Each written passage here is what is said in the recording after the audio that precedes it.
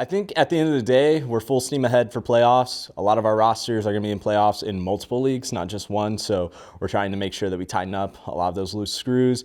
We did have some teams that are kind of coming in the playoffs with a couple of defeats on the back end. So we're looking to really learn from those games. I think for me as a coach, it's kind of good to see us get those losses out of the way now and be able to kind of recover and say, okay, what did we do wrong? What adjustments do we need to make? I know for me personally, working with the League of Legends team, there were a couple of games there where very close, just came down to a few decisions, maybe a few mistakes on my part as a coach that I want to clean up and get us ready for this upcoming Tuesday night, our first playoff match in NACE. On Thursday, we have our first playoff match in Midwest R6. They're coming off a strong week and a strong end of the season. So it's really just all hands on deck trying to get these teams ready for their first ever varsity playoff appearances.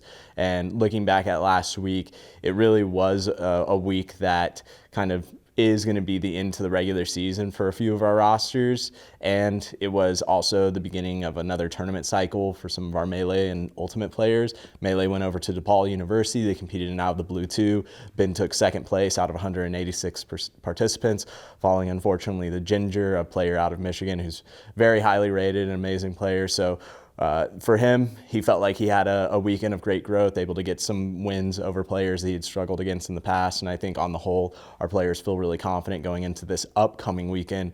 We'll be traveling to Urbana. We'll be bringing the Ultimate players along with us, and we'll be going to Show Me Your Moves 23 at the University of Illinois, Urbana-Champaign. So all in all, it's going to be a weekend with a little bit of everything. If you're looking for some tournament action, we got that coming up on Friday and Saturday. Playoffs right around the corner, starting tomorrow, hitting Thursday, and then after that, it's a really consistent schedule of playoffs for our teams in the following weeks.